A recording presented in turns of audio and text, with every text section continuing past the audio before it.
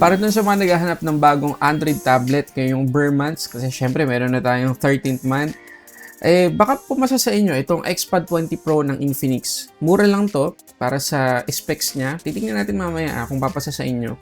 Tapos, ang pinopromote dito ng Infinix ay para daw to sa mga students kasi meron tong PC-like experience. Tapos, para din to sa mga nagwo-work na pero yung mga basic tasks na gusto natin gawin outdoor at ayaw natin magdala ng mabigat na laptop. So, ito yung swak daw para sa atin.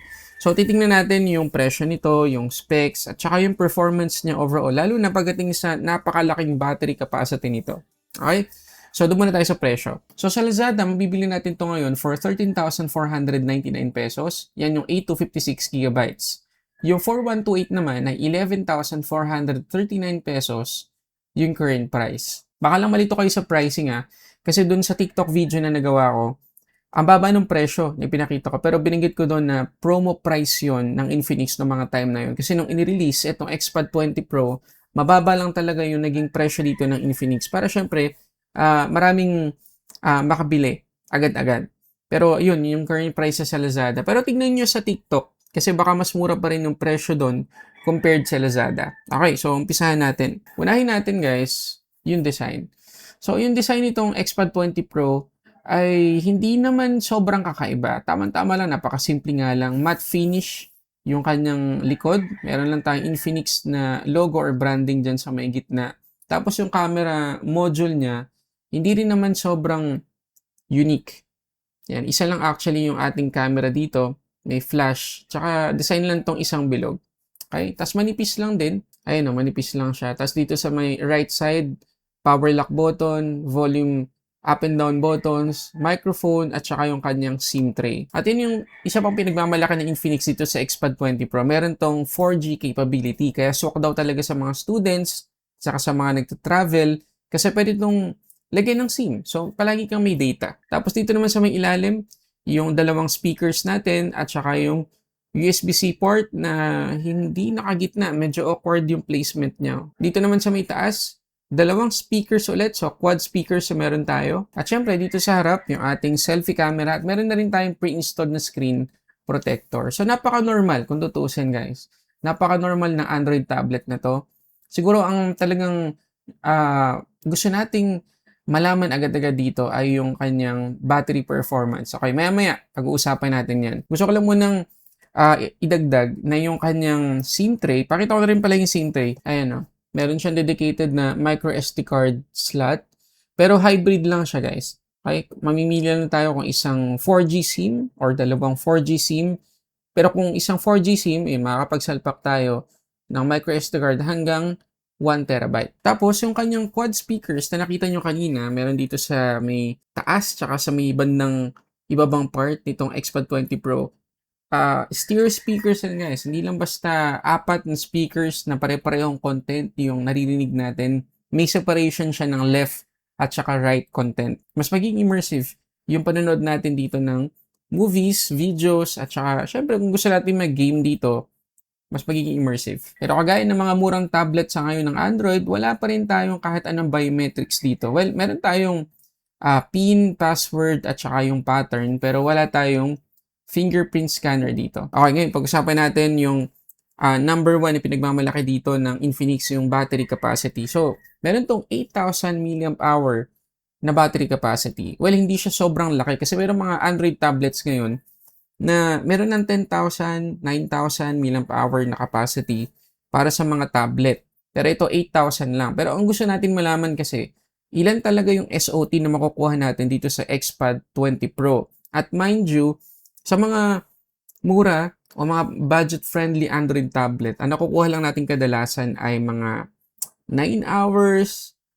10 hanggang 12 hours of screen on time. Normal na yun para sa isang tablet. Pero tingnan natin yung SOT na nakuha natin dito sa XPad 20 Pro. Ito guys, tingnan nyo naman, 16 hours and 9 minutes. Matindi guys. So talaga magtatagal to sa atin in one charge. Grabe yung 16 hours na yan para sa isang tablet. Isipin nyo hindi naman natin to palaging gagamitin para sa mga messaging. Well, siguro, merong mga times na mangyayari yun dahil nga magka-travel tayo tapos pwede itong lagyan ng SIM. Pero for the most part, hindi natin gagawin talaga yun sa isang tablet. So, malaking SOT na to talaga para sa isang Android tablet. So, 2 thumbs up sa Infinix kasi naging successful sila sa number one ay pinagmamalaki nila dito sa XPad 20 Pro at yan yung battery life. Ngayon, pagdating naman sa kanyang charging, from 16 to 100%, 2 hours and 15 minutes ko to na-charge. Ngayon, doon tayo sa performance. Ang isa sa mga napansin ko dito sa Infinix XPad 20 Pro ay wala tong skin. Hindi kagaya ng mga Infinix phones, diba? Meron silang XOS, pero ito wala. Talagang vanilla Android yung experience natin, which is good siguro. Or baka makulangan ng iba kasi magkukulang tayo sa features.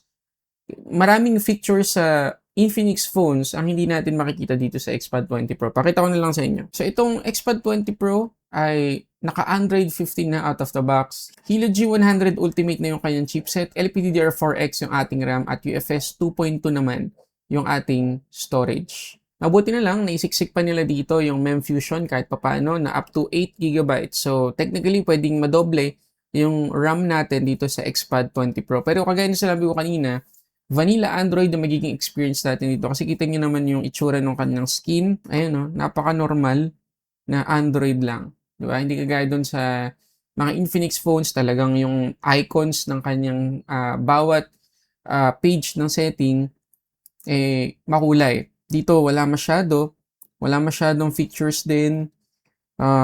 Yung about niya, kita nyo naman, napaka-stock Android ng itsura. Kahit yung kanyang quick settings or quick panel, napaka-stock Android din. So, nasa sa inyo na yun kung i-treat nyo ba yan as good or kulang, comment kayo dyan. Kasi kung ako lang naman, pwede na sa akin to kasi madali naman mag-install na iba't ibang mga features na kailangan natin, di ba? Sa Play Store, madami naman tayong magagawang paraan dyan.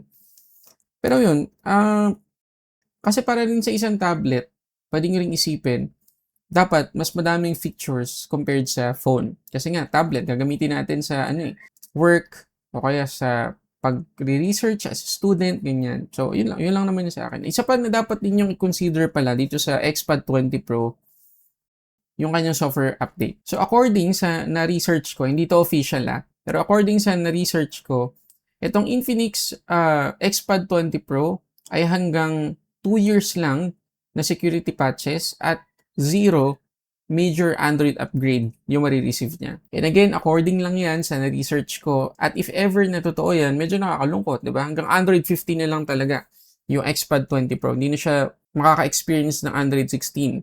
Tapos, 2 taon lang yung security patches na kayang ibigay nito. So, ayun, medyo nakakalungkot lang. And again, hindi yan official. Wala din sa posting nila sa Facebook. So, gumawa lang ako ng sarili kong research. Paki-confirm na lang kung tama yan dyan sa comment section. Pero decent yung nakuha nating Antutu score, guys. Talagang capable siya para sa mga everyday na gagawin natin. 570,863 naman yung score niya. Yan ay kapag hindi natin ginamit yung MEMFusion. Pero kapag ginamit natin, medyo bumaba ng kaunti. Konting-konti lang naman. Naging 569,000 na lang yung score natin. Very decent pa rin. So, testing lang muna natin siya dito sa Asphalt para makita nyo yung performance niya sa mga casual gaming. So, makikita nyo na nakasagad yung graphics natin. Pero hindi nyo na-generate lahat ng graphics. So, huwag tayo mag-expect, guys, na magiging sobrang ganda ng graphics. Pero, performance-wise, okay naman kasi wala tayong struggle na feel sa kanya. Parang nga tayo naka 60 FPS dito ngayon. Napaka-smooth ng gameplay natin. Yan, walang hiccups, walang malalang frame drops. Actually, wala pa ako napapansin frame drop sa kanya. Wala nang nag-start ako mag-game.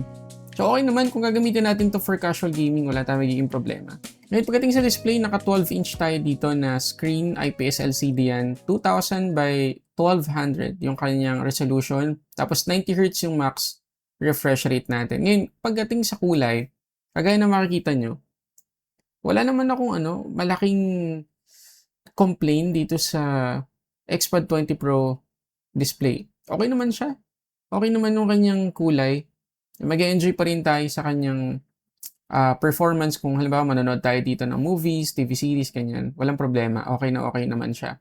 Siguro ang nakikita ko lang maliit or minor na issue dito sa XPad 20 Pro pagdating sa kanyang screen ay yung kanyang viewing angles. Kasi kahit IPS LCD, medyo nagbabago yung kulay niya kapag tinitilt na natin. Napapansin niyo ba?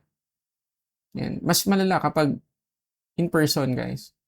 Medyo dumidilim kapag tinitilt natin. Pero kung kung talagang nakaharap lang sa atin yung display, walang issue. Okay na okay siya. At ang maganda dyan, may enjoy talaga natin to sa media streaming kasi kita nyo naman, yung kanyang widevine security dito sa Netflix ay level 1 at full HD yung mape-play natin na max resolution. At alam nyo ba na 2K, 30 FPS yung pinakasagad na video recording na pwede nating ma-record dito sa kanyang selfie camera. At nakakabilib yun para sa ganitong Android tablet. No? Maganda yung quality, kita nyo naman. No? Diba? Kitang-kita yung mga pores, yung hibla ng buhok natin, kitang-kita dito sa XPad 20 Pro. So, okay naman siya para sa ganitong tablet. Tapos, dahil maganda yung quality ng kanyang selfie camera, asahan natin na kapag mga video conferencing, video calls, magiging maganda yung itsura natin dito. Okay, so yun na lahat yung mga gusto kong i-share tungkol dito sa XPad 20 Pro. So, sa tingin nyo ba, pasok yung performance, yung value na makukuha natin dito sa tablet na to versus dun sa presyo na ibinigay dito ng Infinix? So, ulitin natin yung A256, 13,499. Yung 4128, 11,439. And again, may kasama na yung keyboard, may kasama na rin yung pen kapag binili natin. So, nandiyan yung link sa description box sa baba if ever na gusto nyo itong orderin. Pati sa Shopee, kung ayaw niyo sa Lazada, meron ding Shopee icon dyan sa screen na pwede nyong itap para lumabas yung mga available na XPad 20 Pro. Okay? So, yun. Okay ba sa inyo itong tablet na to? Comment kayo dyan. Onting-unti lang cons na nakita natin. Primarily, yung kanyang software support. Hindi natin sure kung hanggang kailan talaga. Based lang dun sa na-research ko personally ay wala tong matatanggap na Android Major update. Okay, so hindi siya makatanggap ng Android 16. Hanggang Android 15 lang talaga siya. Based, again dun sa na-research ko. At 2 taon lang yung security patches na ibibigay dito ng Infinix. Maliban dun, wala na akong mapuna dito sa tablet na to, no? So, kayo bala, dyan sa comment section ko ano ayaw ninyo at gusto ninyo dito sa tablet na to. Okay, so yun muna guys, maraming salamat sa panonood para sa samot-saring unboxing and reviews. This is Sulit Tech Reviews.